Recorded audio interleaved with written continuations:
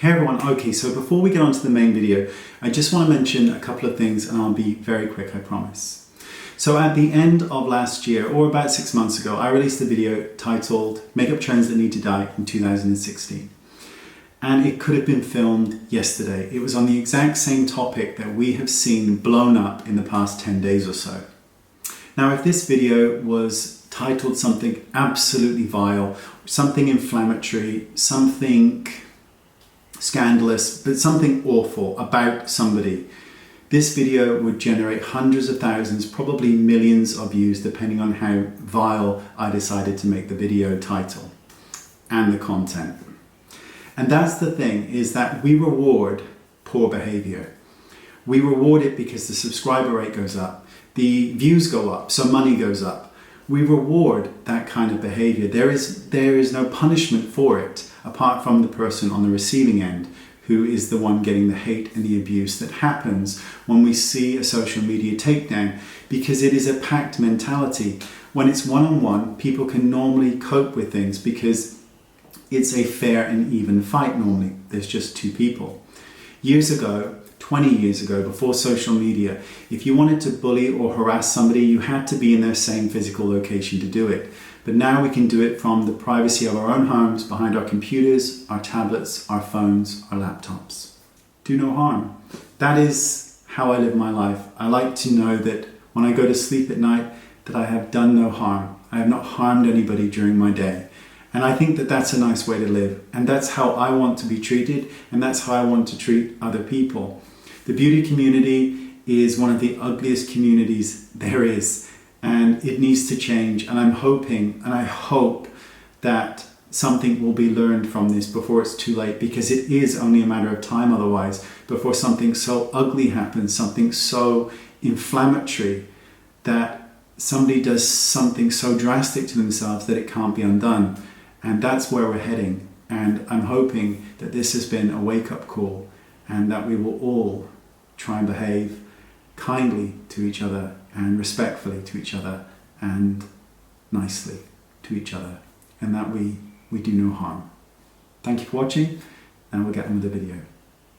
Hey everyone, okay, so we see on YouTube a lot, well, we see a lot of things on YouTube that aren't very good at the moment, but we see a lot of things on YouTube. Beauty Blender, use it for everything, right?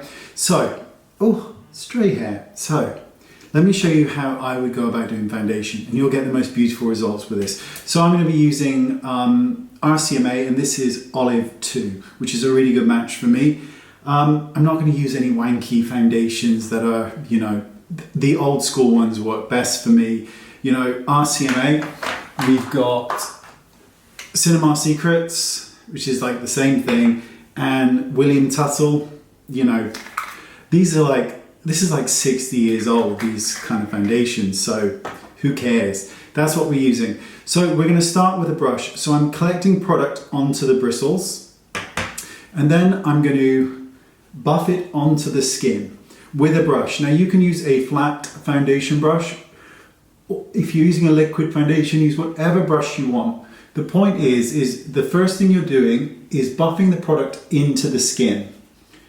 So this is why I'm using my brush, because I know I can buff the product into the skin. And here's a quick tip. I like to start this sort of area here, and then I move into the nose. So I don't like the nose to be the first spot that I go into, because it can get really heavy looking really quickly. So buff the foundation on, create the coverage that you're looking for, and err on the side of caution. So instead of going for a really light a really sheer foundation, one that has more pigment because you were going to sheer it out.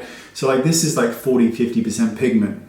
So let me go in a little bit right here in the inner corners as well. So I basically just buff the hell out of my face. Now this is where your Beauty Blender comes in. Now you're going to take your Beauty Blender and you're going to blend, because a beauty blender or a sponge removes product. That's why everybody gets such good results with a beauty blender, because they're actually removing some of the product immediately. That's the nature of a sponge, it's absorbent.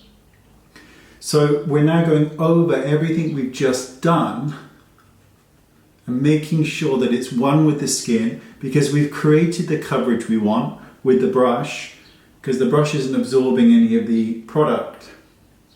Now we're going in and making it look as glorious as we can, and then we can powder it. And when we powder it, it's not going to be as heavy because we've taken the time to build the coverage and then absorb and blend out even more some of that coverage.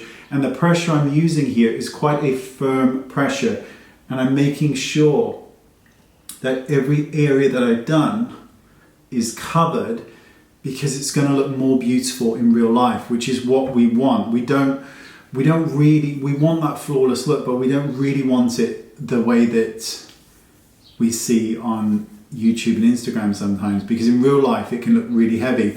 Now, when filming with these amazing lights and this camera, even in 4K, things can look truly magnificent. But of course, oh, I've got a phone call, one sec. Sorry about that. I almost never get calls because I never pick up, but I had to that time. So just finish it off with a small amount of face color, and that's it, you're done. And that's a really nice way of going about applying foundation. Build the coverage, blend it out, shear it out slightly, blend it into the skin so that the foundation is one with the skin, so that you're not a walking, talking mannequin, which may look good at 16, but it ain't gonna look that great when you're not.